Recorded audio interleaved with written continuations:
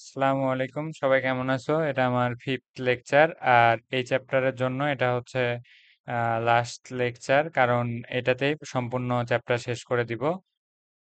তো মোটামুটি চেষ্টা করছি সবকিছুই বোঝানোর। এখন তারপরেও যদি কোনো কিছুতে ঘাটতি থেকে থাকে অবশ্যই কমেন্টে জানাবে। এরপরে আরো দুইটা লেকচার আসবে, সেটা এই চ্যাপ্টারের বেসিক বিষয় না, একটা হচ্ছে এমসিকিউ সলভ, এবং সেখানেও যত ধরনের প্রশ্ন আসবে এখানে বেসিক সবই বোঝানোর চেষ্টা করব। তো দুইটার একটা হচ্ছে এমসিকিউ আর একটা সিকিউ সলভ, এগুলা টোটালি হচ্ছে বোর্ড অ্যানালাইসিস করে আমি সলভ করাবো। মানে যে কয়টা সলভ করাবো এটাই যাতে সম্পূর্ণ চ্যাপ্টার মানে শেষ হয়ে যায়, কভার হয়ে যায়, সেই চেষ্টাটা করব।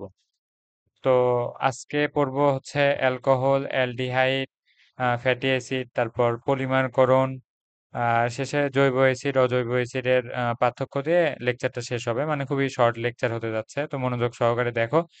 আর তোমাদের যে কোনো সমস্যা থাকলে কমেন্টে জানাবা, আর পার্সোনালি আমাকে রিচ করার জন্য ডিসক্রিপশনে তো পরিচয় সবকিছু দেয়াই আছে, ওইখান থেকে যদি কোনো সমস্যা থাকে অবশ্যই জানাবা।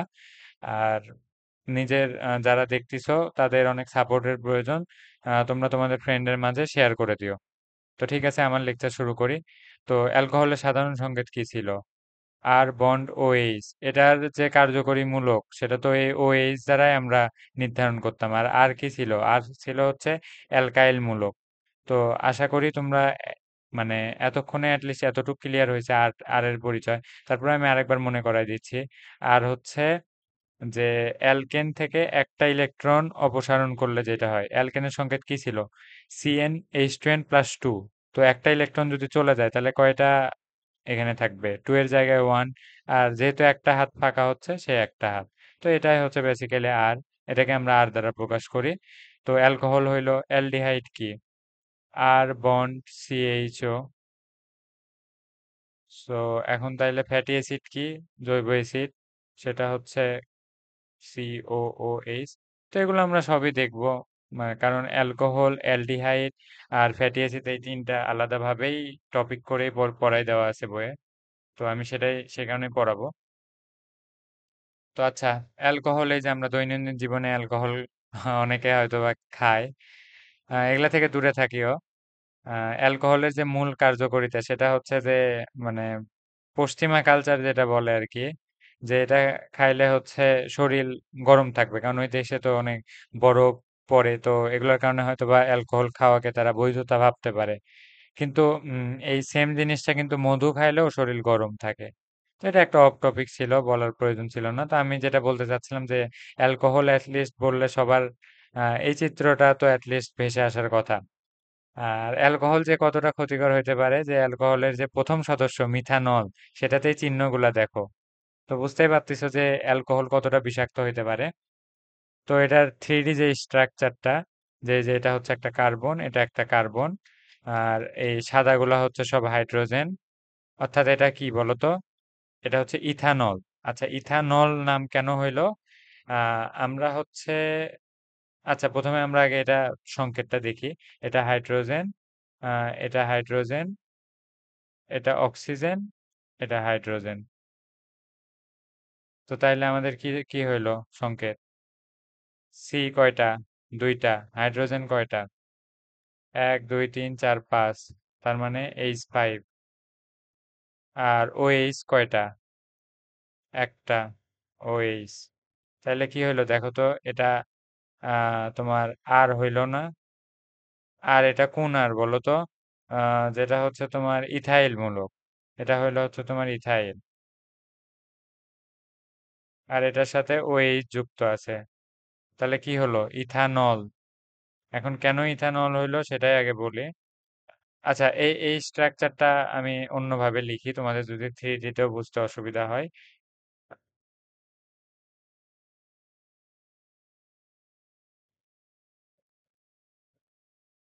এখন দেখো, আমরা এগুলাকে হাইড্রোজেন দিয়ে পূর্ণ করে দেই। আর OH এই কার্যকরী মূলকটা থাকে এইভাবে। এটা হচ্ছে এর গঠন, মানে একটা অক্সিজেনের একটা হাত কার্বনের সাথে, আর একটা থাকে হাইড্রোজেনের সাথে। আচ্ছা, এখানে বলো তো সিগমা বন্ড পাই বন্ড কয়টা? অ্যান্সার হচ্ছে পাই বন্ড শূন্যটা। এখন সিগমা বন্ড কয়টা?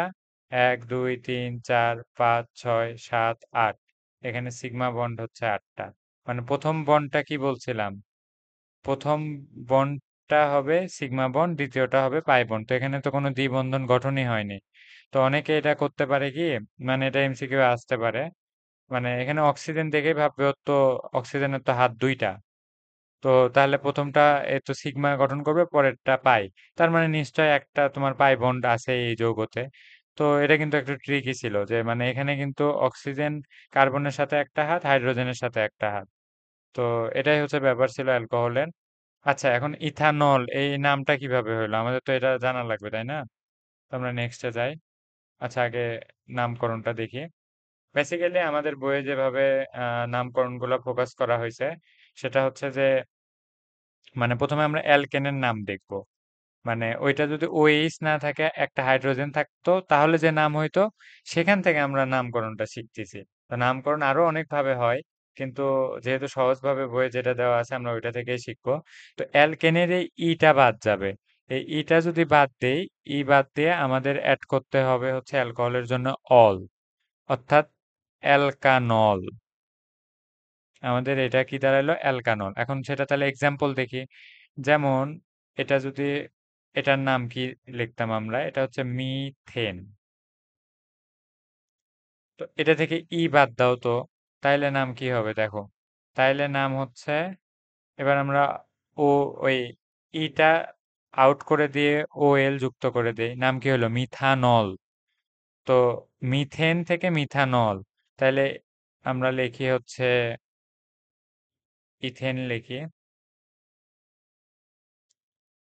তো এটার নাম কি? ইথেন।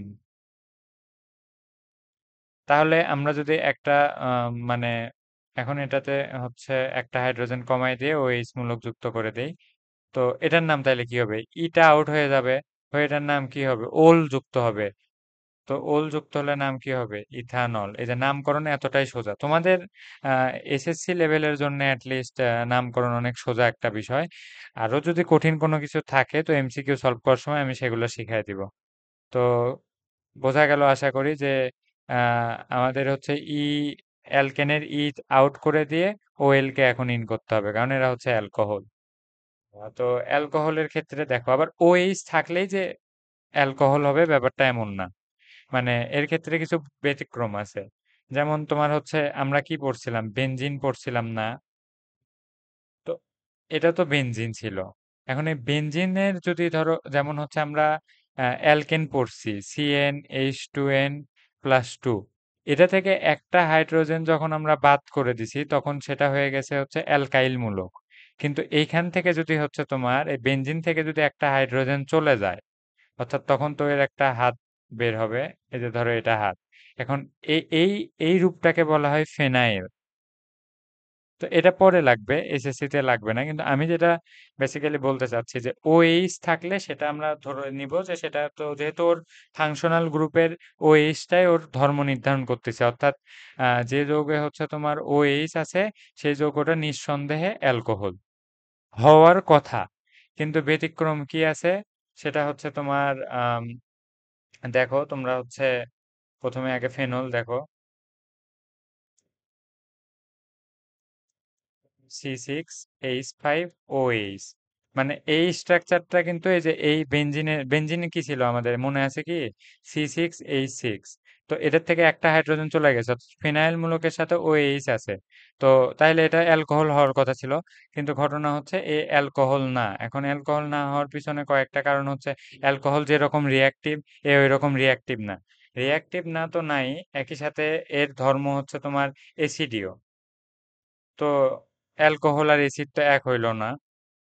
এখন এটার মূল ঘটনা কি, যে এ এমন একটা মানে এখানে সিচুয়েশন ক্রিয়েট করে অক্সিজেন, যে এখানে সাময়িক এই যে এই একটা হচ্ছে তোমার এক্সট্রা দ্বিবন্ধন সৃষ্টি করে, যার ফলে সহজে রিয়াকশন করতে চায় না। মানে এই জিনিসটা মানে পর্যায়ক্রমে চলতেই থাকবে, শিফটিং হতেই থাকবে। তো এটা একটা রিজন। আরেকটা রিজন হচ্ছে যে এটা হচ্ছে সাধারণ এই যে আহ, এগুলা যে অক্সিজেন, এই অক্সিজেনের মতো এরা না। তো সেই কারণে মেইন বেসিক্যালি হচ্ছে আমাদের এক্সাম্পলটা মাথায় রাখা লাগবে, কিন্তু কেন না সেটারও অ্যান্সার দিয়ে দিলাম, যে ধর্মের সাথে মেলে না, তারপর এটা অ্যাসিডিটি, মানে তোমার অ্যাসিডিক। তো সেক্ষেত্রে তোমার হচ্ছে টোটাল যে ব্যাপারটা যে এটা হচ্ছে তোমার ওএইচ থাকা পরেও হচ্ছে এটা অ্যালকোহল না। আশা করি বুঝাতে পারছি। তো আমাদের এমসিকিউ এ আসতে পারে যে এটা কি অ্যালকোহল কিনা। ঠিক আছে, অ্যান্সার হচ্ছে এটা অ্যালকোহল না। তো আমরা নেক্সটে যাই, অ্যালকোহলের প্রস্তুতি দেখে আসি। একটা প্রস্তুতি দিছে তোমাদের বইয়ে। অ্যালকোহল নিয়ে আরো কিছু তথ্য আছে, মুখস্থ তথ্য, যেগুলো পড়ে নিও। যেমন এখন একটা বললাম যে ফেনল। ফেনল, ফেনল বুঝতে পারছো তো কোনটা? এই যে এটা কিন্তু ফেনল। এই যে এটা হচ্ছে ফেনল। মানে এর গাঠনিক সংকেত কি? এই যে এইটা। বোঝা গেছে ফেনল কোনটা? মানে বেনজিনের একটা হাত চলে গেলে সেটাকে বলা হয় ফেনাইল মূলক। সে ফেনাইল মূলকে ওই যে ওই OH এসে যুক্ত হয়েছে এইভাবে। এটাই হচ্ছে তোমার ফেনল। ঠিক আছে, এগুলোর অনেক কাজ আছে, পরে হচ্ছে পরে ইন্টারে জানতে পারবা। তো যেহেতু আমরা এখন অ্যালকোহলের প্রস্তুতি দেখব, তো একটা প্রস্তুতি মানে একটা ভাবে দেওয়া আছে, সেটা হচ্ছে ইথাইল ব্রোমাইড থেকে তোমার ইথানল তৈরি হবে। তো আমরা প্রথমে আগে ইথাইল, ইথ বলছে মানে কি দুইটা কার্বন থাকবে, আর ব্রোমাইড মানে কি বোঝা যাচ্ছে, ব্রোমিন যুক্ত থাকবে। তার প্রথমে আমরা আগে হচ্ছে তোমার ইথাইল, ইথাইলের সংকেতটা লিখে নেই। এটা হচ্ছে ইথাইল। এর কি একটা হাত ফাঁকা থাকবে না, সেটার সাথে ব্রোমিন। তো এটা কি হয়ে গেল, ইথাইল ব্রোমাইড। এখন এটা থেকে আমরা চলে যাব হচ্ছে অ্যালকোহলে। তো এটার সাথে প্রয়োজনীয় জিনিস ব্যবহার করি, অর্থাৎ সোডিয়াম হাইড্রোক্সাইড। এখন হিট দিতে হবে। হিট দিলে প্রতিস্থাপন বিক্রিয়া হয়ে যাবে। এই যে OH, আর পরে থাকবে আমাদের সোডিয়াম ব্রোমাইড। আচ্ছা, এটা আরেকবার লিখি। আর পরে থাকতেছে আমাদের সোডিয়াম ব্রোমাইড। তো আমাদের মেইন ফোকাস সোডিয়াম ব্রোমাইডে না, আমাদের ফোকাস হচ্ছে এই যে এটা কি উৎপন্ন হইলো। এটা উৎপন্ন হইলো ইথানল। ইথানল। নেল এর পরের টপিকে আসবে, ওইখানে ভুল করে বলে ফেলছি। আচ্ছা, যাই হোক। তো দেখো, এটার হচ্ছে সোডিয়াম, সোডিয়ামের সাথে ব্রোমিন, অর্থাৎ সোডিয়াম, এই OH এখানে চলে যায়, ব্রোমিনের ওইখানে জায়গাটাতে প্রতিস্থাপন হয়, আর সোডিয়ামের সাথে ব্রোমিন যুক্ত হয়ে যায়। তো সোডিয়াম ব্রোমাইড, আর যেহেতু ব্রোমিন চলে গেল, একটা হাত ফাঁকা হইলো, তখন এই OH গিয়ে এখানে যুক্ত হয়, হওয়ার ফলে আমাদের এই যে ইথানল তৈরি হইলো। তো এই একটাই প্রস্তুতি ছিল, একটা ছিল, তো একটাই পড়বা। আরো যদি প্রয়োজন হয়, আমি সিকিউ এ যদি এরকম কোনো কিছু আসে, এরকম দেখছি, তো আমি হচ্ছে সেটা মানে বুঝাই দিব। আম, আচ্ছা, আমরা আরো কিছু কথা বলি। যে তোমার হচ্ছে অ্যালকোহল নিয়ে বেশ কিছু কথা। তো প্রথম পেজে আমরা কি দেখলাম, যে মিথানল হচ্ছে বিষাক্ত। তো এই বিষাক্ত জিনিস বেসিক্যালি বিভিন্ন রাসায়নিক দ্রব্য তৈরিতে ব্যবহার হয় মিথানল, কিন্তু ইথানলের অনেক বেশি ব্যবহার। তো এগুলা বইয়ে শেষে আছে, এগুলো রিডিং দিলেই হবে। তারপরেও বলি, বেসিক্যালি ইথানল যেখানে যেখানে ইউজ হবে আর কি, ধরো পারফিউম বানাতে ইউজ হয় এটা, তারপরে কসমেটিক, তারপরে তোমার হচ্ছে যে মেডিসিন যে ইন্ডাস্ট্রি, অর্থাৎ মেডিসিন বানাইতে, মানে এই ইউজেস গুলো লাগবে, কারণ এগুলো তোমার নাম্বারে আসতে পারে। তো মেডিসিন ইন্ডাস্ট্রি। এখন ঘটনা হচ্ছে যে ইথানলের আরো একটা ইম্পর্টেন্ট, বা যেটা হচ্ছে তোমার যেটা এমসিকিউ এ বারবার আসবে আর কি, এটার যে 96% জলীয় দ্রবণ, এটার একটা স্পেশাল নাম আছে, সেটাকে বলা হয় রেকটিফাইড স্পিরিট। Rectified spirit. তো এটার কাজ কি ভাইয়া? এটা হচ্ছে তোমার ওই যে হোমিও যে ঔষধগুলা হয় না, ওইখানে ওইটা ইউজ করা হয়। ওই যে ছোট দানা দানা, মানে অনেকে হয়তো ছোটবেলায় খাওয়ার কথা, টিউবের ভিতর থাকে, সেটার ভিতর যে একটু ফোঁটা কোনো কিছু দেয়, সেটা বেসিক্যালি রেকটিফাইড স্পিরিট, অর্থাৎ ইথানল। ইথানলের 96% জলীয় দ্রবণ। আরো ব্যবহার আছে, মানে ইথানল এটা, এটা কিন্তু একদম গন্ধহীন না। যেমন পারফিউমে ইউজ করতে হলে ওইটাকে আগে গন্ধহীন করে নেয়, তারপরে যে পারফিউম সেটা অ্যাড করে। তো এরকম অনেক কিছু আছে। আরেকটা স্পেশাল কেস আছে, সেটা হচ্ছে আমরা যদি আবার এই ইথানল আর মিথানলকে যদি অ্যাড করি, এইটার নাম আবার মেথিলেটেড স্পিরিট। Methylated spirit. এখন এইটার কাজ কি? দেখো, আমরা যখনই হচ্ছে তোমার রেড কালার দেই, এই যে এই জিনিসটাকে অ্যাড করছি, এ তো মনে করো টোটাল ডেঞ্জার একটা ব্যাপার, মানে একদম ডেঞ্জারাস একটা এলিমেন্ট। তো এটা যখন ইউজ করছি, তার মানে এটাও কিন্তু তোমার হচ্ছে আহ কি বলবো, এটাও কিন্তু বিষাক্ত। তো মেথিলেটেড স্পিরিট যেহেতু বিষাক্ত, এটা ইউজ করা হয় বেসিক্যালি ওই যে কাঠ বা ধাতুর যে কাজগুলা করা হয়, ওইখানে একটা গন্ধ শুনতে অনেক ভালোই লাগে। অনেকের হয়তো বা ভালো লাগে, আমারও ভালো লাগে, আর কারো নাও লাগতে পারে, যাই হোক। যারা কাঠের দোকানে গেছে বা ইয়া এক ধরনের জিনিস যে বার্নিশ করে, কাঠ অথবা লোহা, এগুলোর দোকানে বার্নিশ করা হয়, তো ওই বার্নিশ করা হয় এই মেথিলেটেড স্পিরিট দিয়ে।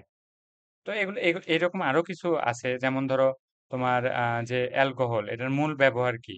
মানে এটা ধরো ব্রাজিলে হচ্ছে তোমার জ্বালানি হিসেবে ব্যবহার হচ্ছে, আবার এক একজন এক এক কাজে ব্যবহার করতেছে। আমরা তো খাওয়া দাওয়ার কাজেও অ্যালকোহল ব্যবহার করতেছি।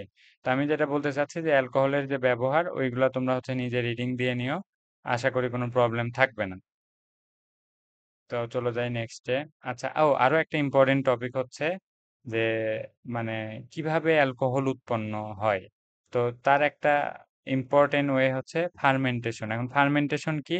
এটা হচ্ছে এমন একটা বায়োকেমিক্যাল প্রসেস যেখানে এনার্জি পাবো, কিন্তু সেখানে এনার্জি পাবো কার্বোহাইড্রেট থেকে, কার্বোহাইড্রেট অর্থাৎ জৈব যৌগ। এখন সে কার্বোহাইড্রেট থেকে পাচ্ছি, কিন্তু সেখানে কোনো অক্সিজেনের প্রয়োজন নাই। এখন এই মাধ্যমে তোমার হচ্ছে অ্যালকোহল পাওয়া যায়, যেমন এই যে গ্লুকোজ থেকে এই যে দেখো ইথানল উৎপন্ন হয়েছে, সাথে কি কার্বন ডাই অক্সাইড, সাথে এনার্জি। তো আমাদের মূল ফোকাস হচ্ছে গ্লুকোজ, সেখান থেকে ইথানল। আর এই প্রসেসটাতে অক্সিজেন রিকোয়ার্ড না, আর এই প্রসেসটার নাম হচ্ছে ফার্মেন্টেশন। তো এটাও দেখাই দিলাম, এখন চলো নেক্সটে যাই।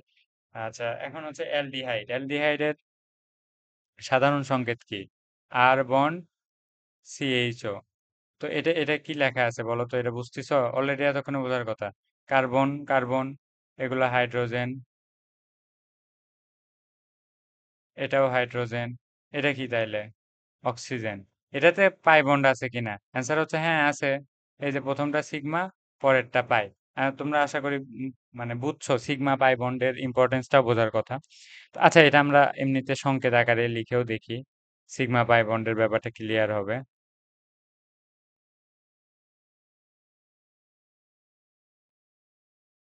ওকে,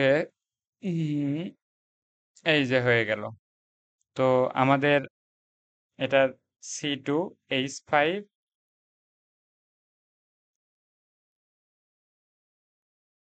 না, এটা হচ্ছে C2 না, এটা হচ্ছে তোমার C1, সাথে হচ্ছে তোমার H3 বন্ড CHO। কারণ আমাদের কি অ্যালকাইল গ্রুপের সাথে তোমার হচ্ছে কার্যকরী মূলকটা অ্যাড হয়। তো এই কার্যকরী মূলকে কার্বন যেহেতু একটা আগে থেকেই বেশি, তো এটার নাম ওইভাবেই হবে। মানে এটার নাম কি হচ্ছে? ইথানেল। এটার নাম হচ্ছে ইথানেল। এখন কিভাবে ইথানেল, চলো সেটাই দেখি, মানে নামকরণটাও দেখা যায়। আমরা আসলে তোমাদের বইয়ে যেভাবে নামকরণগুলো আছে সেটা হচ্ছে অ্যালকোহল থেকে। অর্থাৎ আমরা প্রথমে আগে যেটা, এই পেজ থেকে আমাদের আউটকাম কি, মানে আমরা প্রথমে দেখলাম অ্যালডিহাইড কেমন হয় দেখতে। আর এই অ্যালডিহাইডের সাধারণ সংকেত কি? আর বন্ড সিএইচও। তো এগুলো যারা এখন বুঝতেছো না, তার মানে তারা এই লেকচার প্রথম অন করছো, তারা প্রিভিয়াস 4টা লেকচারটা একটু দেখো। আম, কোনো প্রয়োজনীয় সময় গল্প করা হয়নি লেকচারগুলোতে, প্রয়োজনীয় কথা এবং সবচেয়ে কম্প্যাক্টফুল, মানে তোমার বেসিকও যাতে থাকে, একই সাথে শর্ট টাইমে শেষ হয়, সেইভাবে লেকচারগুলা গোছানোর চেষ্টা করতেছি। তো তোমরা দেখলে আশা করি তোমরা বেনিফিটেড হবা। এখন তাইলে আমরা এটাকে এইভাবেও লেখা যায়, CnH2n+1 বন্ড CHO। তো এখন আমরা নামকরণে ফোকাস করি। আচ্ছা, নামকরণে ফোকাস করি। এখন অ্যালকেনের নামকরণে আমরা কি নামকরণ করতাম? যে সেম ঘটনাই, যে অ্যালকেনে থাকে হচ্ছে অ্যালকেন, লাস্টে থাকে ই। এই ই তো কোনো সময়ই টিকতে পারে না, এটাকে আমরা তাইলে কি করে দিব? ক্রস করে দিব। অ্যালকেনের থেকে যেহেতু নামকরণ শিখতেছি, ওইখানে ক্রস করে দিয়ে এল যুক্ত করব। তাইলে হয়ে গেল কি? অ্যালডি হাইড। মানে অ্যালকেন থেকে এটা অ্যালডিহাইডের নামকরণ আমরা যাচ্ছি। তো যেমন আমরা প্রথম সদস্য দেখি, CH4, এটার নাম ছিল মিথেন। তো এবার আমরা কার্যকরীমূলক, আচ্ছা এটা কিন্তু একটা ইন্টারেস্টিং ব্যাপার, যে অনেকে হয়তো ভাবতে পারো যে ভাই এটা তো কার্যকরী মূলকই এইটা, তো তাইলে তো ভাই এটা কখনো হচ্ছে মিথানেল খুঁজে পাওয়া সম্ভব না। কিন্তু এখানে তো তোমার কার্বন কার্বন দ্বিবন্ধনের কোনো শর্ত দেওয়া হয়নি, অর্থাৎ এখানে যদি আমরা একটা হাইড্রোজেন যুক্ত করে দিয়ে এর টোটাল কি বলে কার্বনের যে চারটা আছে এটা পূর্ণ করে দেয়, তাইলে তো প্রথম সদস্য পেয়ে যাচ্ছি। তো এটার প্রথম সদস্যটা এই, মানে কার্যকরী মূলক আর হাত পূরণ করতে একটা হাইড্রোজেন লাগতো, দিয়ে দিলাম। আর এখন ই আউট করে দিয়ে আমরা এল যুক্ত করব, তাই না? তাহলে নাম কি হচ্ছে? মিথানেল। তো দ্বিতীয়টাতে কি হবে? CH3 CH2 CHO। আচ্ছা, একেবারে তৃতীয়টাতে পৌঁছে গেছি আমরা। তো এটার নাম কি হবে? এটার নাম কি হবে? কয়টা কার্বন? এক, দুই, তিন। তাহলে নাম কি হবে? প্রোপা নেল। তো এইভাবে তোমরা কষ্ট করে প্রত্যেকটা কার্বন 1 থেকে কার্বন 10 পর্যন্ত যা যা আমি এখন এতদিনে পড়াইছি, মিথেন হোক, মানে বলতে চাচ্ছি যে অ্যালকেন হোক, অ্যালকিন হোক, অ্যালকাইন হোক, অ্যালকোহল হোক, অ্যালডিহাইড হোক, যেটাই হোক, সব কার্বন 1 থেকে 10টা দিয়ে তোমরা সাজাবা এবং এক এক করে নামকরণ করবা। এবং এটা আহ, অন্তত 2বার প্র্যাকটিস করবা। এবং এই নামকরণই যদি মনে না থাকে তাহলে কিন্তু রিয়াকশন করতে পারবা না। তো নেক্সটে যাই, মানে অ্যালকোহলের নামকরণও শেষ হইলো। এখন হচ্ছে অ্যালকোহলের সরি অ্যালডিহাইডের প্রস্তুতি। বারবার অ্যালকোহল মুখে আসতেছিল। তো অ্যালডিহাইডের আমরা একটা প্রস্তুতি দেওয়া, এবং এই বিক্রিয়াটা তোমরা আগেও দেখে আসছো। কোথায় দেখে আসছো এটা কমেন্টে জানাবা, কারণ সবই যদি আমিই মনে করাই দেই তো কিভাবে হবে? 20% কি ছিল? Sulphuric acid. এবং এদের কাজ কি বলছিলাম? বিক্রিয়াকে ত্বরান্বিত করা, কারণ এরা স্পিড, এই বিক্রিয়াগুলোর স্পিড অনেক স্লো হয়। তো সেগুলো ত্বরান্বিত করার জন্য পর্যাপ্ত যে পরিবেশ সেটা হচ্ছে সৃষ্টি করার জন্যই বেসিক্যালি। এটা হচ্ছে মার্কিউরিক। ইস, হাতের লেখাটা নিয়েই পারতেছি না, অন্য কিছু না হয় ম্যানেজ করা যাচ্ছে। ঠিক আছে, এখন থেকে ভালো করে লিখি তো। হ্যাঁ, ভালো করে তো লেখা যাচ্ছে, হুদাই হয়তো বা নিজে নিজেই খারাপ করে লিখতেছিলাম নাকি। মার্কিউরিক সালফেট সাথে 80°C তাপমাত্রা। তো আমরা এটা কি কি বিক্রিয়া করতেছি? এর আগেও কিন্তু বলছিলাম যে যেগুলা বিক্রিয়া একটা থেকে আরেকটাতে রূপান্তর হচ্ছে, এগুলাই কিন্তু ঘুরে ফিরে বারবার আসে। তো এটা থেকে আমরা কি পাবো? মিথানেল পাবো, ইথানেল পাবো, সরি। কারণ 2টা কার্বন আছে। হাইড্রোজেনকে ভাঙ্গাও, H+, OH। এখন ঘটনা হচ্ছে এখানকার বন্ড, মানে বন্ডটা দেখো।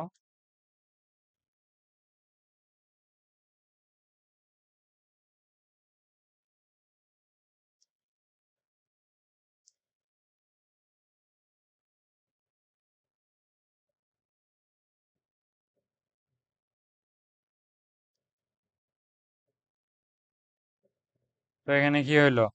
মানে যেটা বলতে চাচ্ছি যে হাইড্রোজেন এখানে 2টা, 2 2 4। আর এই যে হাইড্রোজেন মানে পানি ভেঙে দিলাম আর কি।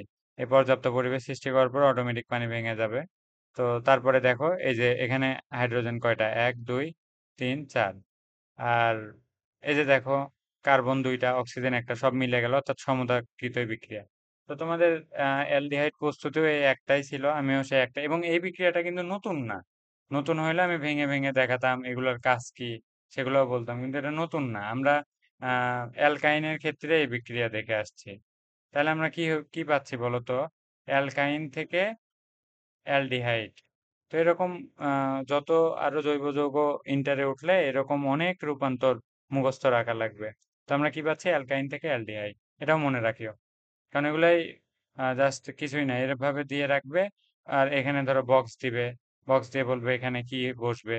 তো এরকম আর কি। তো এগুলো বিক্রিয়াগুলো মুখস্থ রাখাই ভালো, মুখস্থ মানে বারবার প্র্যাকটিস করবে, মুখস্থ তো কিছু না। আচ্ছা, আমরা চলে আসলাম এখন জৈব অ্যাসিডে। জৈব অ্যাসিড বা ফ্যাটি অ্যাসিড দুইটা একই কথা। আম, তো জৈব অ্যাসিডের সাধারণ সংকেত কি ছিল? আর বন্ড, COOH। তো এটার ক্ষেত্রে এটা আর এর পরিচয় সহ তো আরেকবার লেখার মতো কিছু না। মানে এর যে কার্যকরী মূলক সেটা হচ্ছে বেসিক্যালি COOH। এটা যে যৌগগুলার শেষে থাকবে, তো সেগুলাই হবে জৈব অ্যাসিড। এখন অ্যালকেন থেকে যদি এটারও নামকরণ করার কথা ভাবে, আমি সেম জিনিস থেকে বারবার রিপিট করতেছি না। এই কি কোনো সময় টিকতে পারে? অ্যান্সার হচ্ছে না ভাই, এ তো বারবার জীবন ছেড়ে দেয়। তাহলে এখানে কি যুক্ত হবে? এবার একটু বেশি জিনিস যুক্ত হবে। সেটা হচ্ছে তোমার উইক অ্যাসিড। এখন বাদ দিয়ে আহ ধরো অ্যালকা, এই যে এটা যোগ হবে উইক অ্যাসিড। তো তাহলে নাম কি হলো? অ্যালকানোয়িক অ্যাসিড। এখন অ্যালকানোয়িকের ক্ষেত্রে এখন কার্বন সংখ্যার উপর ডিপেন্ড করে নামকরণ হবে। ধরো এরকম CH3 COOH। তাহলে এটা কি? Ethanoic acid. এগুলা বারবার মানে একই টাইপের পড়া দেখে আমি এগুলা একটু ফাস্ট ফরওয়ার্ড আগানোর চেষ্টা করতেছি, যাতে তোমরা নিজেরা প্র্যাকটিস করার মতো পর্যাপ্ত সময় পাও। তো ইথানোয়িক অ্যাসিড হইলো। এখন চলো আমরা তাহলে এটার প্রস্তুতি দেখি। এখন এটার প্রস্তুতিতে তোমার হচ্ছে একটা বিক্রিয়ায় আছে, সেটা হচ্ছে তোমার ইথানল থেকে আমরা তৈরি করব ইথানোয়িক অ্যাসিড। তো ইথানল থেকে ইথানোয়িক অ্যাসিডের মূল পার্থক্যটা কই বলো তো? এখানে তো মানে কি বলবো, মানে জাস্ট আমাদের হচ্ছে তোমার মিসিং হচ্ছে এখানে একটা অক্সিজেনের মানে এটা তো অ্যালডিহাইড। অ্যালডিহাইড CHO দেখে বুঝতেছি। অ্যালডিহাইডের সাথে জৈব অ্যাসিডের পার্থক্য কি? একটা অক্সিজেনের। তার মানে আমাদের এখানে একটা সিঙ্গেল অক্সিজেনের দরকার আছে।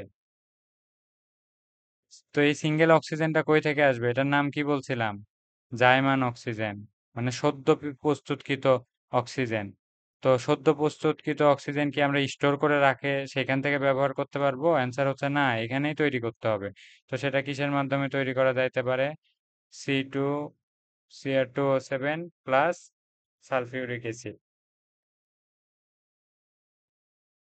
তার মানে পটাশিয়াম ডাইক্রোমেটের থেকে সাথে এটা যখন রিয়াকশন করবে, বেসিক্যালি এখান থেকে একটা O2 এক্সট্রা পাওয়া যায়, এবং সেটাই হচ্ছে বেসিক্যালি ও, এখান থেকে আমরা সেই জায়মান অক্সিজেনটা পাই। তো এখান থেকে তাহলে কি হবে?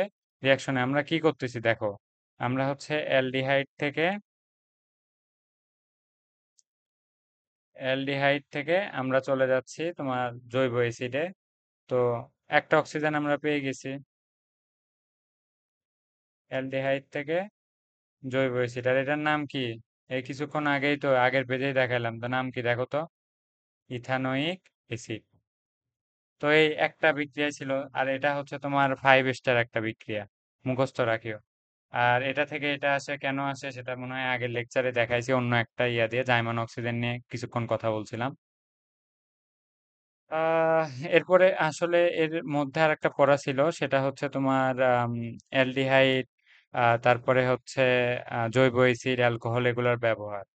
তো এগুলো আসলে মুখস্থ পড়ে নিলেই হবে। মানে অ্যালডিহাইডের অ্যালকোহলের ব্যবহার তো বললামই কিছু। অ্যালডিহাইডের ব্যবহার হয় হচ্ছে তোমার অ্যালডিহাইডের বেশ কিছু ব্যবহার আছে, তার ভিতর সবচেয়ে উল্লেখযোগ্য যেটা সেটা আগে দেখাই দেই, এটা নোটই করে দেই। আচ্ছা, তো অ্যালডিহাইড থেকে তোমার হচ্ছে আমরা পাই ফরমালিন।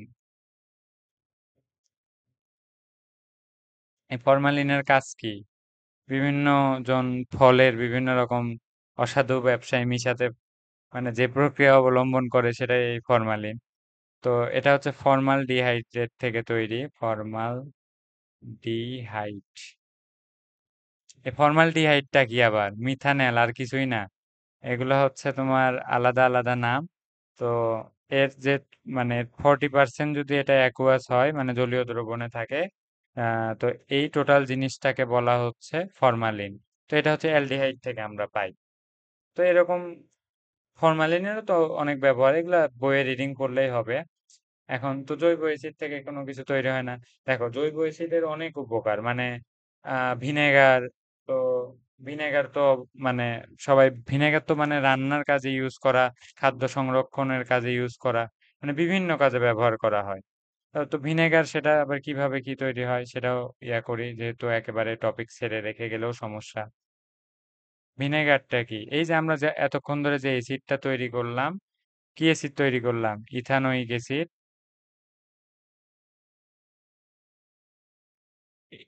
এর হচ্ছে অনলি 10%, মানে এটা হলো হবে সর্বোচ্চ লিমিট, মানে 4% থেকে 10% অ্যাকোয়াস, মানে অর্থাৎ জলীয় দ্রবণটাই হচ্ছে তোমার ভিনেগার।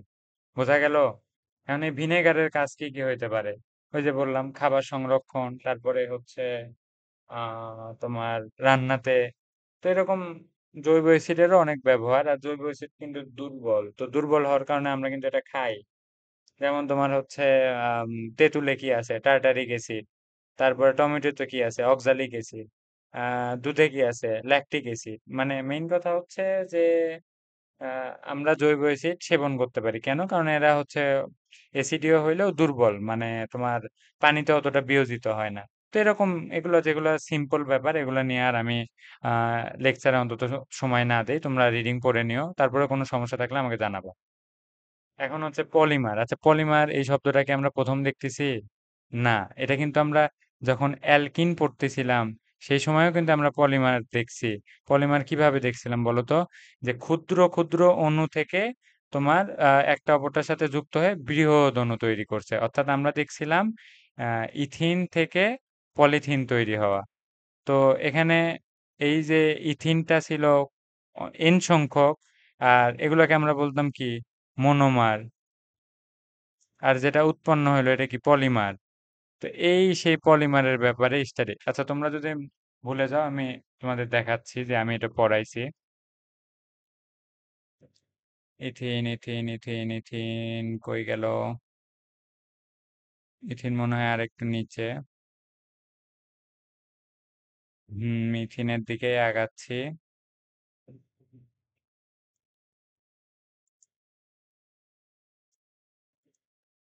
এই যে দেখো, এই যে অ্যালকিনের পলিমারকরণ মনে পড়ছে? যে আমরা হচ্ছে ইথিন থেকে পলিথিন হয়েছে, মানে এই যে বিক্রিয়াটা দেখো, এই যে। তো আমি এইটাই আবার পলিমারকরণ শেষে আবার আছে, সে কারণে বললাম যে তোমাদের মনে পড়ছে কিনা। তো চলো আমরা আবার যেখানে ছিলাম সেখানে যাই। তো পলিমার, পলিমার কি? এই যে ক্ষুদ্র ক্ষুদ্র এগুলো যুক্ত হয়ে যে মানে বৃহৎ আকার অণু গঠন করতেছে, এটাকে পলিমার বলে। তো এটা আবার গঠন অনুযায়ী দুই প্রকার। সরি, তো গঠন অনুযায়ী কয় প্রকার? দুই প্রকার। একটা হচ্ছে তোমার সংযোজন বা জুতো, জুট পলিমার। অর্থাৎ বেসিক্যালি কি এটা, অ্যাডিশন পলিমার। অ্যাডিশন পলিমার এখানে কি হবে, এখানে হচ্ছে ছোট ছোট অণু যুক্ত হয়ে তোমার বৃহদাকার অণু গঠন করবে। তো আরেকটা কি, আরেকটা তো সেম কাহিনী, কিন্তু এখানে কিছু জিনিস হচ্ছে তোমার অপসারণ হয়ে যায়। পানি, কার্বন ডাই অক্সাইড, এই ধরনের জিনিসগুলো অপসারণ হয়ে যায়। আরেকটা হচ্ছে ঘনীভবন পলিমার, এটা কিন্তু গঠনের উপর বেসিস করে। এরপরে আবার তোমার হচ্ছে উৎসর কথা যদি চিন্তা করো, যে উৎস অনুসারে পলিমার কয় প্রকার, দুই প্রকার। একটা হচ্ছে প্রাকৃতিক, একটা কৃত্রিম। তো এগুলা এমসিকিউ এ আসে অনেক সময়। সমস্যা নাই, নেক্সট ক্লাসে আমরা এমসিকিউ সলভ করার চেষ্টা করব। Condensation polymer. তো দুই প্রকার, সংযোজন, ঘনীভবন। তো চলো এগুলো আমরা একটু দেখেও আসি কোনটা কি।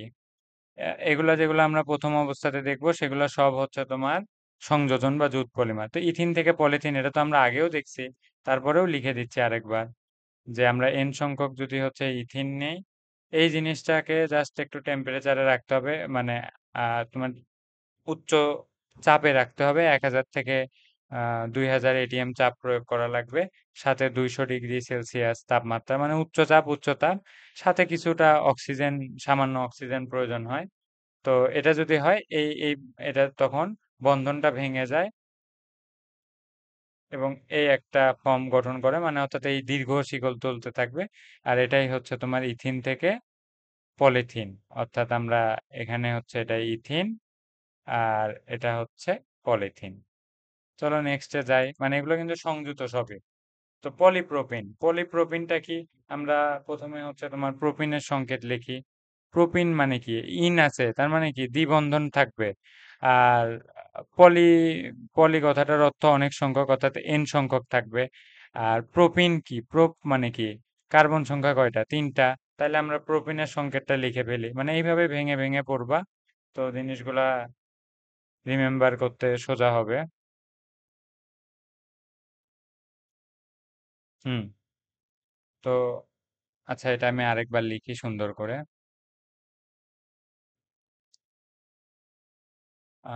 প্রোপিন, তাই না? প্রোপিনের ক্ষেত্রে তিনটা কার্বন, একটার মাঝে দ্বিবন্ধন, তাইলে আর এখানে হাইড্রোজেন লাগবে কয়টা? দুইটা। হাইড্রোজেন দুইটা লাগবে, হ্যাঁ দুইটাই তো ছিল, ঠিকই ছিল। আর এখানে দুইটা হাত, কার্বনের সাথে একটা হাত চলে গেল, হাইড্রোজেন একটা। আর তারপরে এটার সাথে তো আর কোনো কিছু নাই, তাইলে এটা CH3 হবে। এখন এটা কি? পলি। এখন পলি মানে কি? অনেক সংখ্যক, তার মানে এন সংখ্যক। তো এন সংখ্যকে এটা চাপ আর তাপ প্রয়োগ করলে 140 ATM। আর এখানে হচ্ছে 120°C তাপমাত্রা, কিন্তু এখানে যে একটা তোমার হচ্ছে প্রভাবক ইউজ করা হয় সেটা কিন্তু ডিফারেন্ট। কারণ কি? টাইটানিয়াম ক্লোরাইড এখানে ইউজ করা হয়। এখন এগুলা কেন? মানে এক একটার ক্ষেত্রে এক একটা কেন? বিক্রিয়া ত্বরান্বিত প্লাস উপযুক্ত পরিবেশ সৃষ্টি করার জন্য বিভিন্ন বিক্রিয়াতে বিভিন্নটা তৈরি করা হয়। কারণ উপযুক্ত পরিবেশ বা সর্বোচ্চ কোনটাতে ভালো হয় কেন দরকার? কারণ এগুলা কি জাস্ট পড়ে হবে? এগুলার তো প্রয়োগ আছে। যেমন এটা যেটা থেকে তৈরি হবে, ধরো তোমার পলিপ্রোপিন যেটা, সেটা তোমার পলিথিনের চেয়ে শক্ত। তার মানে এটা মোর ডিউরেবল। আবার এটা তোমার হচ্ছে আহ, হালকা। মানে হালকা প্লাস শক্ত। তো এই জিনিসটা তো ইন্ডাস্ট্রিতে ব্যবহার করার মতো। তো ইন্ডাস্ট্রিতে কি তোমার হচ্ছে কম উৎপাদন চাবে নাকি বেশি চাবে? তো সেক্ষেত্রে তো বিক্রিয়াটাকে ত্বরান্বিত করা লাগবে। মানে সঠিকভাবে বিক্রিয়াটা হইলে তত বেশি প্রোডাকশন আসবে। তো এই কারণে এগুলা হচ্ছে তোমার এক এক বিক্রিয়ার ক্ষেত্রে এক এক রকম অনুকূল পরিবেশ।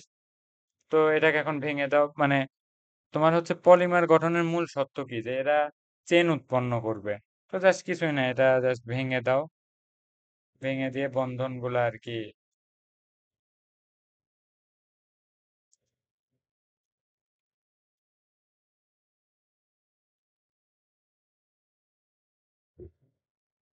হয়ে গেল। সরি, একটু মানে বোর্ড নড়ে যাওয়াতে এই সমস্যাটা হইলো। তো এটা এটা কি? এটা হচ্ছে তোমার এন সংখ্যক। এটা হচ্ছে পলিপ্রোপিন। তো এটার কাজ কি সেটাও বললাম, যে মানে এটা পলিথিনের মতোই, বাট পলিথিনের চেয়ে আরো বেশি ডিউরেবল। একই সাথে বেশি তোমার হচ্ছে লাইট ওয়েট। তো সেটা সুবিধা আছে, এই কারণে এটা কাজে লাগানো যায়, কাজে লাগানো হয়। আচ্ছা, পিভিসি পাইপ সম্পর্কে তো অ্যাটলিস্ট এতদিনে সবার হচ্ছে আইডিয়া থাকার কথা, মানে বাসা বাড়ি বা এগুলাতে যারা থাকে সবাই তো পিভিসি পাইপ সম্পর্কে শুনছে, মানে শক্তিশালী শক্ত পাইপ। তো এটা তৈরি হয় কোথায় থেকে? এটা তৈরি হয় ভিনাইল ক্লোরাইড থেকে। কিন্তু এগুলা কি কোনো কিছুই তোমার হচ্ছে একক থেকে তৈরি হবে? মানে যেটা বলতেছি যে কম সংখ্যক তৈরি হয় কি? অ্যান্সার হচ্ছে না। মানে কারণ এখানে কি পলিভিনাইল, পলিভিনাইল ক্লোরাইড। আর ভিনাইল ক্লোরাইডের সংকেত কি? ভিনাইল ক্লোরাইড হয়ে গেল। এখন ভিনাইল ক্লোরাইড পলি অর্থাৎ এন সংখ্যক, এটার সাথে তোমার, আচ্ছা এটাতে কি হবে বলো তো? ওই সেম উচ্চ চাপ, তারপরে উচ্চ তাপ, সাথে জৈব পারক্সাইডের উপস্থিতিতে, পারক্সাইডের উপস্থিতিতে এটা পলিমার গঠন করবে। এটাই সেই পিজিপি বলে। পি কি বলে? পিভিসি আর কি, সরি, একটু ইয়া হওয়ার কারণে। তো এটা কি? এটা হচ্ছে পিভিসি, এটাই সেই পিভিসি। আচ্ছা, এখানে একটা কথা লিখলাম, সেটা হচ্ছে যে জৈব পার অক্সাইড। তোমরা জৈব পার অক্সাইড চেনার কথা না? দেখো, যে যৌগগুলাতে এই রকম থাকে দুইটা অক্সিজেন, এটা হচ্ছে পার অক্সাইড। এখন জৈব মানে কি? জৈব যৌগ থাকা লাগবে, দিয়ে দাও আর, আর এই সাইডে আর প্রাইম। অর্থাৎ এই ধরনের যৌগগুলো হচ্ছে জৈব পার অক্সাইড। মানে এটা আর আরও হইতে পারে, একই কথায়। বেসিক্যালি মূল ইম্পর্টেন্ট জিনিস হচ্ছে এই ক্যারেক্টারটা থাকা লাগতেছে। তো চলো নেক্সটে যাই। এখন সবচেয়ে যেটা বলা যায় যে, মানে যে বিক্রিয়াটা একদম এতক্ষণ মূল বিক্রিয়াগুলো বুঝতে বুঝতে পড়ছো, এখনো বুঝবা, কিন্তু এই বিক্রিয়াটা হচ্ছে তোমার বারবার আসে নাম্বারে, বারবার মানে বারবার আসে, তোমাদের এটা মুখস্থ হয়ে লিখতে হবে। তো সেটা অনেক বেশি গুরুত্ব দিও টপিকটাতে। তো ঘনীভবন পলিমার। তো এই পলিমারটা কি, এই পলিমারটাও ওই তোমার হচ্ছে মনোমার, অনেকগুলা ক্ষুদ্র ক্ষুদ্র মনোমার যুক্ত হয়ে পলিমার গঠন করবে। কিন্তু পার্থক্য কোথায়? পার্থক্যটা হচ্ছে যে এটা যখন গঠন হয় সে সময় তোমার হচ্ছে পানি, তারপরে কার্বন ডাই অক্সাইড, এই ইত্যাদি যে আহ মলিকুল আছে, মানে এই ধরনের কম্পাউন্ড গুলা ওরা কি করে, রিলিজ করে দেয়, অর্থাৎ এগুলা ত্যাগ করবে। তো এটাই হচ্ছে পার্থক্য, মানে ঘন করবে আরো, মানে এগুলা মেইন যে উপাদানের বাইরে যেগুলো হচ্ছে উপজাত বলা হয়, এই জিনিসগুলা ওরা রিলিজ করবে। এর আগের ক্ষেত্রে কিন্তু দেখো কোনো উপজাত ছিল না, মানে যেটা থেকে জাস্ট ওইটাই রূপান্তর হয়েছে, খালি বন্ধনটা ভেঙে গেছে। দেখো সেম কেস, আমি দেখাচ্ছি আগেরটাতে নিয়ে গিয়ে। দেখো শুধু বন্ধনটা নাই, আর একক বন্ধন হয়ে গেছে। সেম কেস, শুধু দ্বিবন্ধন থেকে সিঙ্গেল বন্ড হয়ে গেছে। আর এটার ক্ষেত্রে ঘনীভবনের ক্ষেত্রে কি দেখছো, অপসারণ করতেছে। তো এই কারণে ঘনীভবন। এখন এটার যে মূল রিয়াকশন, এটাই হচ্ছে তোমাদের মনে রাখা লাগবে, মানে অ্যাডিপিক অ্যাসিড, এটার সাথে যখন তোমরা হেক্সামিথিলিন ডাইঅ্যামিন যুক্ত করবা টাইটানিয়াম ডাইঅক্সাইডের সাথে, মানে এটা হচ্ছে প্রভাবক হিসেবে থাকবে, তখন হচ্ছে আমরা যে প্রোডাক্টটা পাবো সেটা হচ্ছে নাইলন 6,6। তো এটা, এই বিক্রিয়াটা আমাদের মাথায় রাখা লাগবে। ঘনীভবন পলিমার তো বুঝলাম, কিন্তু ঘনীভবন পলিমারের একটা উদাহরণ হচ্ছে নাইলন 6,6। নাইলন কি তোমরা বুঝছো? তোমরা যেটা আইডিয়া করছো সেটাই, নাইলন সুতা বলি আমরা, ওইটাই। ওইটা শুধু সুতাতেই ব্যবহার হয় না, ধরো মোজা বানাইতে, তারপরে হচ্ছে তোমার ধরো ফাইবার, বা ধরো তোমার ফেব্রিক, বিভিন্ন কিছু বানানো, মানে নাই নাইলনের ব্যবহার কিন্তু অনেক বেশি। তারপর ধরো কার্পেট, এগুলো তো সচরাচর আমরা দেখি। তারপরে আরো কি, আন্ডার গার্মেন্টস, এগুলো তো লাইলনের ব্যবহার হয়। এখন ভাববা ভাই, না থাকে, এটা আর বলবো না, ভালো লেকচারের মাঝে এগুলা উল্টা পাল্টা কথা না বলি আর কি। তো এগুলার ইউজ দেখে আমাদের লাভ নাই, আমাদের আসবে হচ্ছে এই বিক্রিয়াটা, মানে আমরা স্পেশাল ভাবে এটার একটা ইম্পর্টেন্স দেই আর কি, যে নাইলন 6:6 কিভাবে গঠন হয়। তো আমরা কি বলছিলাম, অ্যাডিপিক অ্যাসিড, অ্যাডিপিক অ্যাসিডের সংকেত অনেকেরই মুখস্থ থাকার কথা, না থাকলেও সমস্যা নেই, এই বিক্রিয়া করতে করতে মুখস্থ হয়ে যাবে। মুখস্থ রাখা লাগবে, হবে না হবে সেটা পরের ব্যাপার। আচ্ছা, হাতের লেখা এত জঘন্য, এগুলাকে আগে সাইজ করি, ওই এটা,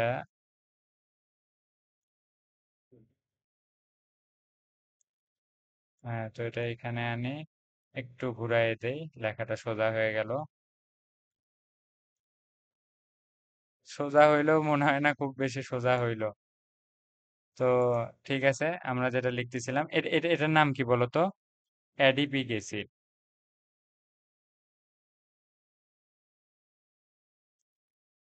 অ্যাডিপিক অ্যাসিড, বা তোমার হচ্ছে ওই যে আমরা নর্মাল যে কয়টা কয়টা কার্বন, সেই অনুযায়ী যে নামকরণ করতাম। তবে এই নামকরণটা একটু কঠিন হবে, মানে যেভাবে আমরা নামকরণ শিখে আসতেছিলাম, এটা তোমরা মুখস্থ রাখো অ্যাডিপিক অ্যাসিড হিসেবে, এটাই ভালো কাজে দিবে। তারপরে ওই সেন্সে যদি নামকরণ করো, তো ধরো এটা, দেখো 4টা কার্বন এখানে, মানে এটার নামকরণটা একটু আলাদা। তো বিউটেন 1,4, এটা আসলে তাহলে কার্বক্সিলিক মূলক হচ্ছে 2টা, তাহলে ডাই।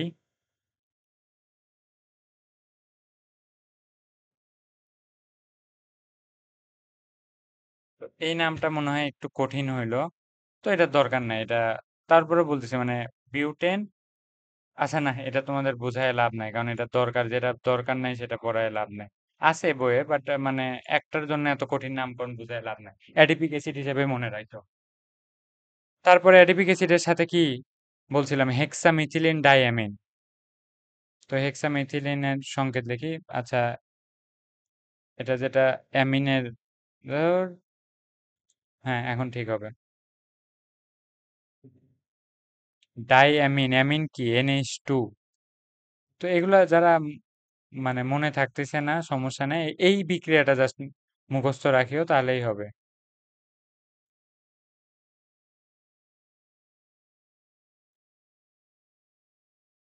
টাইটানিয়াম ডাইঅক্সাইডের সাথে টেম্পারেচার দিলে,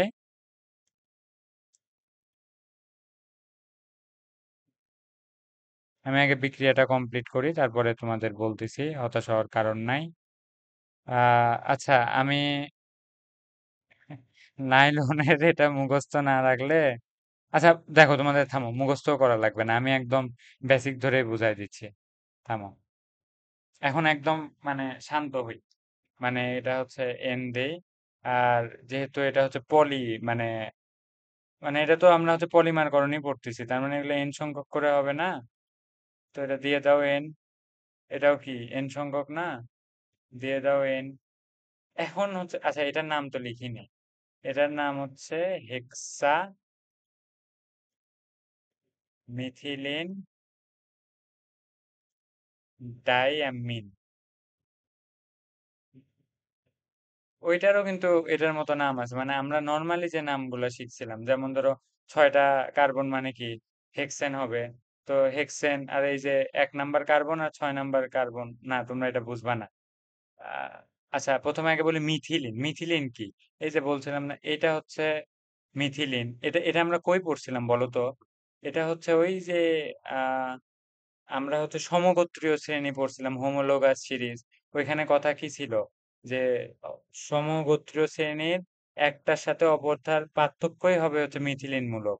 এটা যেমন আমরা হচ্ছে এই যে পড়ছিলাম কি, দেখো, আবার মনে করাই দিচ্ছি। মানে যখন এই যে ধরো সমগোত্র একই গোত্রের কখন বুঝতে পারবো? এখন এই দুইটার মাঝে ডিফারেন্স কি দেখো তো, এই একটা মিথিলিন মূলক না? তোমরা পরে এটা নিয়ে ভাববা যে মিথিলিন মূলক কি। দেখো এটাতে হাইড্রোজেন কয়টা? 4টা। এটাতে কয়টা? 6টা, তার মানে 2টা হাইড্রোজেন। আর এখানে কার্বন কয়টা? একটা। এটাতে কয়টা? 2টা, তার মানে কার্বনের পার্থক্য কয়টা? একটা। এই যে দেখো তো, সেম হইলো না? এই মিথিলিন মূলকের পার্থক্য হইলে এদেরকে বলা হবে সমগোত্রীয়। আর এটা কোন গোত্রের? এরা অ্যালকেন গোত্রের। মানে সহজ, সবচেয়ে সহজ উদাহরণ দিয়ে বুঝাইলাম। তার মানে, আর হেক্সা কেন দেখো তো, হেক্সা মানে কি 6 না? হেক্সা মিথিলিন। আর ডাই, ডাই মানে কি 2টা না? এই যে ডাই অ্যামিন, এটা একদম প্রথম দিন বোঝাইছিলাম কেন।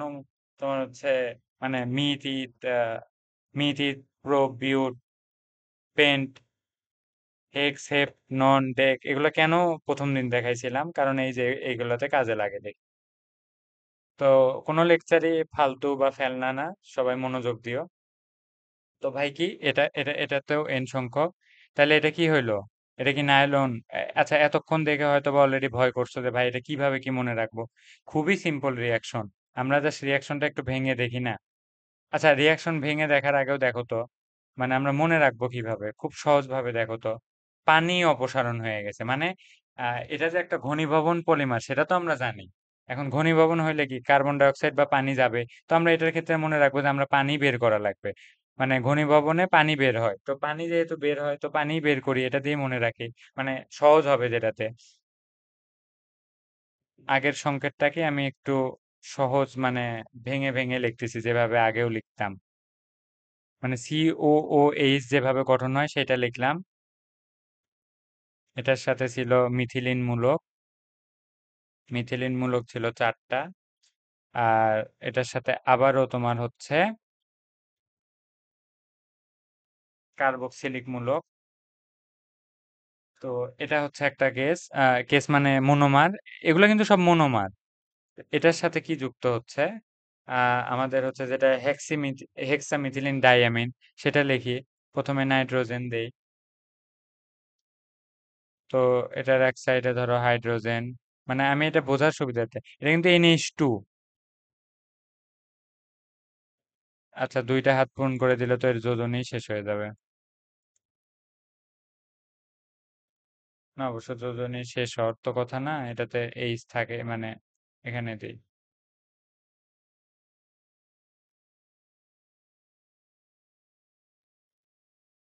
এগুলোর দরকার নাই, সেই কারণে এগুলা ভেঙে লিখতেছি না। আচ্ছা এতক্ষণে মাথা হয়তো বা ঘুরে গেছে। এটা আগের যেটা ছিল না আচ্ছা আমি এটা নিয়েই আসি তো, চলো।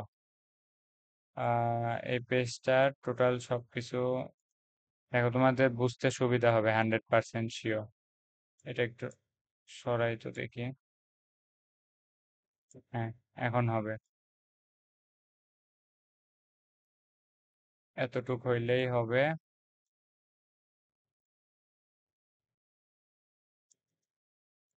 এটা কি ওই পেজে নিয়ে যাইতে পারবো না?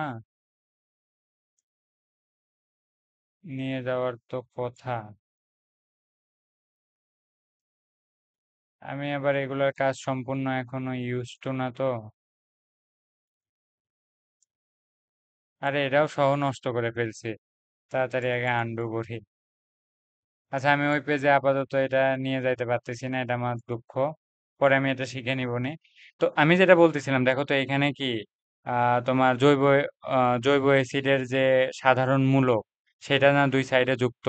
আমরা এই পেজে যাইতো, এই পেজে দেখো তো সেম জিনিসটাই লিখিনি, COOH। এখানেও কিন্তু সেম সেম জিনিসটাই লেখা। কই গেল পেন? COOH, তাই না? সেটা কি আমি জাস্ট ভেঙে লিখছি। এখন আমার কথা হচ্ছে যে আমাদের কাজ কি পানি অপসারণ করা, তাই না? যেহেতু এটা হচ্ছে ঘনীভবন পলিমার। এখন দেখো তো, এই OH এখানে আছে, এখানে আছে হাইড্রোজেন। তাহলে কি দুইটা মিলে পানি উৎপন্ন হচ্ছে না? কিন্তু এরকম কয়টা আছে? এই যে OH, এই যে হাইড্রোজেন। কয়টা আছে দেখো তো? দুইটা না? তার মানে এটা কি দুই অণু পানি গঠন করবে? আচ্ছা, এইটা থেকে যখন এই দুইটা জিনিস ফাঁকা হয়ে গেল, মানে এইটাও চলে গেল, এইটাও চলে গেল, এইটাও চলে গেল, এইটাও চলে গেল, এখন হাত ফাঁকা হয়ে গেল না? এখন এই কার্বন কি করবে? মানে এই যৌগগুলো কিভাবে যুক্ত হচ্ছে দেখো, যখন এই কার্বনের এই হাত আর এই নাইট্রোজেনের এই হাত, এই দুইটা যুক্ত হয়ে যাবে। এই দুইটা যখন যুক্ত হইলো, তখন হচ্ছে তোমার এই দুইটার মাঝে বন্ড তৈরি হয়ে গেল। দেখো প্রিভিয়াস পেজে দেখো, আহ কই গেল? এই যে দেখো, কার্বনের সাথে এই যে নাইট্রোজেনের বন্ড হয়ে গেছে, এখানেই কিন্তু বন্ডটা গঠন হয়ে গেছে। আর এগুলা বাহিরের যেগুলা, মানে এরকম তো, এটা তো পলি, মানে অনেকগুলা না? তো এগুলা চলতেই থাকবে, যেমন এই নাইট্রোজেনের হাত ফাঁকা থাকলো, এটাও ফাঁকা থাকলো, মধ্যে থেকে শুধু জয়েন হইলো এরা। এদের মাঝে আর কোনো বাধা থাকলো না, কোনো চৌধুরী সাহেব থাকলো না আর কি। আমরা বাধাটা নাই করে দেই, নীল কালার দিয়ে সুন্দর করে বাধাটা কমপ্লিট করে দেই। মানে এদের মাঝে সম্পর্কটা হয়ে গেল, ঠিক আছে? তো এটাই হচ্ছে তোমার নাইলন 6:6। মানে মুখস্থ করলা, কিন্তু তার আগের কাহিনীটা তো বুঝলা, কিভাবে কি হইলো। তো এটা এন সংখ্যক, তো এন সংখ্যক, তাহলে আমরা পানিও দিয়ে দিলাম। মানে আমাদের কি ঘনীভবনের মূল কাহিনী কি ছিল দেখো তো? কি বললাম? ঘনীভবনে পানি, কার্বন ডাই অক্সাইড এগুলো অপসারণ হবে, তো আমরা মনে রাখবো যে পানি অপসারণ হবে। তো এটা তো নাইলন 6:6 হচ্ছে ঘনীভবন একটা বিক্রিয়া, তো সেখানে হচ্ছে কিভাবে কি হইলো সেটা দেখাই দিলাম। আচ্ছা, আমাদের পড়ানো প্রায় শেষ। এখন সবচেয়ে লাস্ট টপিক, যেটা মানে বাকি যা থাকবে যদি দুই একটা, মানে সব রিয়াকশন আমার দেখানো শেষ। তো লাস্টে হচ্ছে একটা টপিক আছে, সেটা হচ্ছে তোমার জৈব অ্যাসিড আর অজৈব অ্যাসিডের ভিতর পার্থক্য, মানে জৈব ভার্সেস অজৈব কি কি পার্থক্য হইতে পারে। মানে আমরা তো জৈব যৌগ পড়লাম এতদিন, আর তার আগে পড়ছো সব অজৈব। তো তাদের বেসিক একটা পার্থক্য আমরা দেখাইছে, তো সেটা ভাবলাম শেষ টপিক দেখাই দিয়েই যাই। তো এটাতে কি, কার্বন হচ্ছে ম্যান্ডেটরি জৈব যৌগতে, আমরা এতদিন তো এটা তো ক্লিয়ার হয়েছি যে কার্বন ম্যান্ডেটরি একটা জিনিস। তো কার্বন থাকতেছে, জৈব যৌগ কার্বন মাস্ট। আর অজৈব যৌগ কি কার্বন থাকতে পারে না? হ্যাঁ, থাকতে পারে, বাট এটা তোমার ম্যান্ডেটরি না। আর ম্যান্ডেটরি না তো নাই, ম্যাক্সিমাম তোমার অজৈব যৌগে, ম্যাক্সিমাম না মানে প্রায় সব অজৈব যৌগই কার্বন বিহীন। তো এটা গেল হচ্ছে ধরো একটা প্রথম পার্থক্য। দ্বিতীয়তে কি হইতে পারে? যে তোমার হচ্ছে বিক্রিয়া হতে ধরো, মানে জৈব যৌগের প্রত্যেকটা বিক্রিয়াতে কতগুলা করে আমরা প্রভাবক দেখছি, মনে আছে? তার মানে কি, এদের বিক্রিয়া গতি হচ্ছে ধীর। আর এদের বিক্রিয়াতে প্রভাবক থাকে, বাট ম্যাক্সিমাম টাইম দেখা যায় যে থাকে না। তো তখন কি, তার মানে কি এদের বিক্রিয়া খুব ধরো, কি বলে, এটা যদি ধীর হয় এরা দ্রুত, অর্থাৎ এই বিক্রিয়া হইতে কম সময় লাগে, আর এদের ক্ষেত্রে বেশি সময় লাগে। লেখা তো এখন লাস্টে এসে মনে হয় কিছুই বোঝা যাচ্ছে না। তবে নেক্সট লেকচার থেকে যে সবই বোঝা যাবে এতটুকু আমি ইনশিওর করতে পারবো, যাও এটা নিয়েও কাজ করব। আর জৈব যৌগ গঠন হয় কি বন্ধনের মাধ্যমে বলো তো? সমযোজী। আর অজৈব যৌগগুলা কি? সমযোজী, সমযোজী, তারপরে তোমার আয়নিক। আয়নিকই বেশি। তোমরা কি বুঝতেছো কোনটা কি? যেমন জৈব যৌগের উদাহরণ কি এইটা, আর আয়নিক যৌগের উদাহরণ কি? আয়নিক যৌগ এগুলো কিভাবে গঠন হয়েছিল? সোডিয়াম প্লাস ক্লোরিন মাইনাস পরস্পর যুক্ত হয়েছে এইভাবে। আর এদের কিভাবে যুক্ত হয়েছে দেখো তো। তো এটাই না কথা, যে এরা সমযোজী বন্ড গঠন করে। তো এই কয়টা পার্থক্য ছিল সেগুলোও দেখাই দিলাম। এটা না দেখালেও হলো, কারণ না দেখালেও হইতো, কারণ যেভাবে পড়াইছি আশা করি এগুলো নিয়ে কোনো সমস্যা থাকার কথা না। তো ক্লাস মেইনলি শেষ, তো তোমরা এখনই বিদায় নিও না। দু একটা কথা বলি। সেটা হচ্ছে, দেখো, প্রথম দিন যখন আমি লেকচার ছাড়া শুরু করি, তখন আমার সাবস্ক্রাইবার ছিল একজন। আর এখন আমার 5টা লেকচার ছাড়া হয়েছে, এখন সাবস্ক্রাইবার 7 জন। তো যাই হোক, কিছু তো উন্নত হয়েছে। এখন আমি যেটা বলতে চাচ্ছি যে এগুলা করতে দেখো অনেক পরিশ্রম হয়। ভোরবেলা ক্লাস আছে আমার, তারপরেও দেখো এখন বাজে রাতের 1টা 14, আর এই ভিডিওটা মানে 55 মিনিট মাত্র হয়েছে, যদিও কম সময়।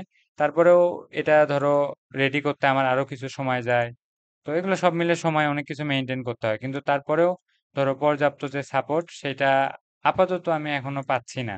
তো এটা না পাওয়ার জন্য ধরো একরকম, কি বলে এটাকে, যে হতাশার মতো ব্যাপার। তোমরা তোমাদের ফ্রেন্ডদের মাঝে শেয়ার করতেছো না। তো যারা এই ভিডিওটা দেখবা লিস্ট হচ্ছে তোমরা শেয়ার করবা। এই যে লার্ন উইথ পাভেল এই চ্যানেলটাই আমার, এটাই কন্টিনিউ করব। একই সাথে ফেসবুক গ্রুপ আছে, এখানে জয়েন হবা। এখানে দেখো, আমি তোমরা বেশি জন ক্লাস করতেছো না, এই কারণে আমি কোনো পুরস্কারও দিতে পারতেছি না। তো আমি পুরস্কার দিতে পারতেছি না, এটা আমার জন্য একটা খারাপ লাগা আর কি। তারপরে হচ্ছে তোমার ধরো আমার যে নিজস্ব কাজ করার প্রতি যে অনুপ্রেরণা, সেটাও আমি হারাই ফেলতেছি। কিন্তু আমি কন্টিনিউ চেষ্টা চালাই যাব, কারণ ফার্স্টের যে ফার্স্ট লেকচার, সেটার চেয়ে আমি মনে করি আজকে আমার যে ফিফথ লেকচার ছিল সেটা মিনিমাম 2 গুণ ভালো হয়েছে। আমি নিজের থেকে যেটা ফিল করি আর কি। তো আরো ধীরে ধীরে আগাবো যদি তোমরা সাপোর্ট করো। তো চ্যানেলটা দ্রুত একটু সবাই সাবস্ক্রাইব করো, ফেসবুক গ্রুপে জয়েন হও। আর অনেক সময় নিলাম, কিন্তু এতক্ষণ ক্লাস দেখার জন্য মন থেকে ধন্যবাদ। যারা দেখছো তাদেরকে মানে খুবই খুবই স্পেশাল তোমরা আমার জন্য, কারণ তোমরা আমার শুরুর যে কঠিন সফর সেটার সঙ্গ দিচ্ছ তোমরা। তো ঠিক আছে, ভালো থাকো, আল্লাহ হাফেজ। চ্যানেলটা সাবস্ক্রাইব করো, লার্ন উইথ পাভেল। আর অবশ্যই এমসিকিউ সিকিউ ক্লাস আসবে, সেগুলো দেখিও। ঠিক আছে, আল্লাহ হাফেজ। আর এটার যদি পিডিএফ লাগে বলিও, এটা পিডিএফ আমি সেভ করে রাখতেছি। আপাতত রেকর্ডিং স্টপ করি, আল্লাহ হাফেজ।